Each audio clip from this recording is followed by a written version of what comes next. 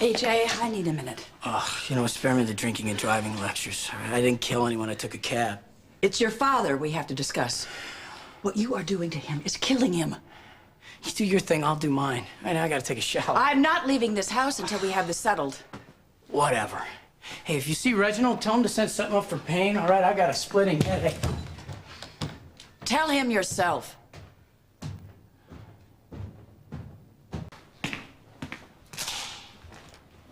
Damn.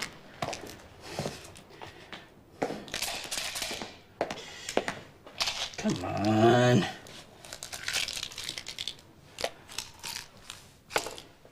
Now can we have that talk? Shouldn't you be at the hospital saving lives or something? I thought I'd start here. Do you have any idea what kind of pressure your father is under right now? I have a feeling you're gonna tell me. He's got that nurses' strike coming down on him. He's being attacked because of what the budget committee didn't do. What's your point? He has more than enough to handle right now. He does not need to spend his nights driving around looking for you. I didn't ask him to. He can't take much more, AJ. Don't make him pay just because you are determined to self-destruct. I didn't make him do anything. That he can't stop worrying about you, that doesn't bother you? Well, how selfish can you be? All I'm trying to do is have my own life, my way. That's all. And the sooner everyone around here gets that, the better off we'll all be. Just leave me the hell alone. Be careful what you wish for, AJ.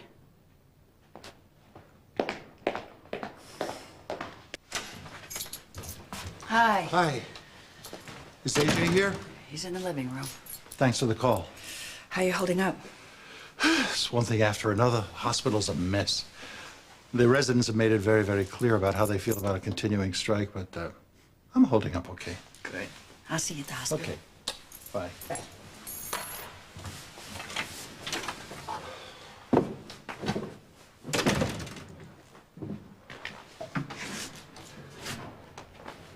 Hey, you.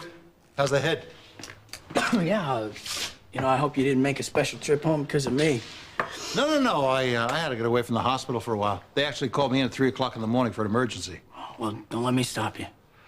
No, I was just gonna go to a meeting. I was gonna change. I thought maybe you... I'm AJ. I know I'm alcoholic. No, I don't think so, Dad. It's the only way. Look, it's my life. Just stay out of it. I can't do that. Tony Jones has my car keys. No, he doesn't. All right, out of the way. I can't run anyone down. The world is safe from AJ, so you don't have to worry. It's you I'm worried about. I'll do my best not to end up as roadkill. Knock it off. Look, don't you have more important things to worry about right now, like the hospital and the nurses' strike? No. This is where I want to be. On a rescue mission. With my son, who helped me get back on my feet when no one else believed that I could do it. I get it. Okay. Trying to pay back an old debt, right? I get it. You beat this disease before. You can do it again, AJ. Except I don't want to, Dad. Stop trying to turn me into someone I'm not. AJ. Now, I didn't force you to do it my way. I let you make choices. You chose this. I don't. I don't give a damn about any of this. And you know what? This is the best I've felt in years. Maybe my whole life.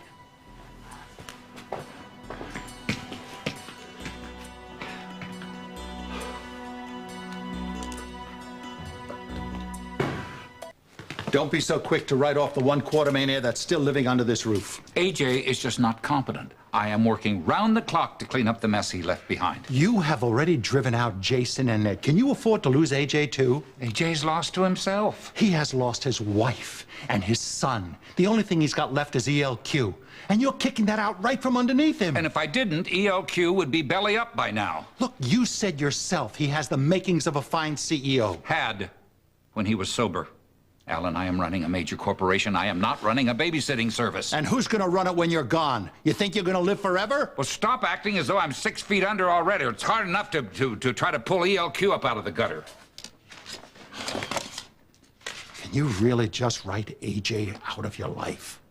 I refuse to sacrifice my business and my family to AJ's disease. Now, if that offends your sensibilities, tough.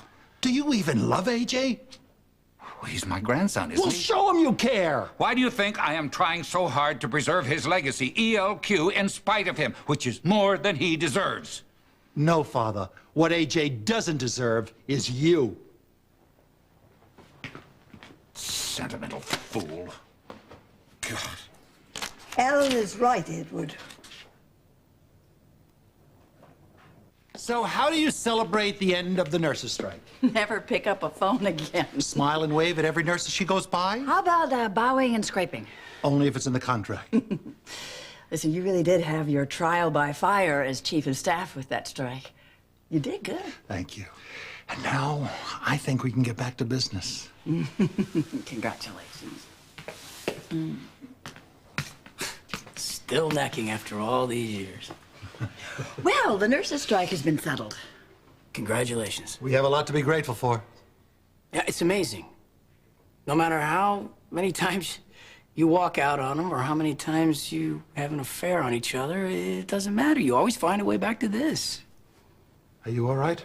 You mean, am I drunk? No, not yet. AJ, please, let's not do No, this no, no, now. Okay? I want to prove to you that I know when to apologize. Hey, we've all had a long sorry. day. I'm sorry that I didn't listen to you. You knew that my marriage to Carly was a joke, and you never missed an opportunity to point that out. But I ignored you. And instead, I listened to Dad. That makes sense, right? I always call it wrong in a crunch. Don't do this to yourself, AJ. Oh, please, next time you get the urge to help, don't. Just because you made a marriage work with a woman who didn't love you. Don't you dare tell me I don't love my husband. Has it ever occurred to you that we might want to deal with something other than your misery tonight?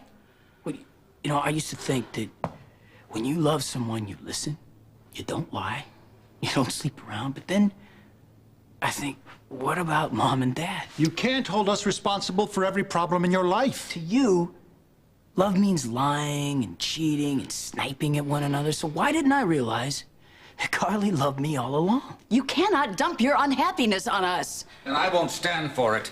This family has coddled you far too long. You don't even know what's going on here. There you are. You're defending him. You cannot help yourself.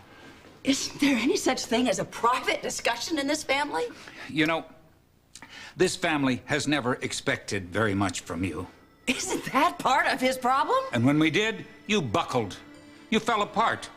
You won't fight for Michael. You'd rather stay drunk. You know, I think that Carly is better off with Corinthos. Father. At least he has a backbone. Well, when I see Sonny, I'll let him know you approve.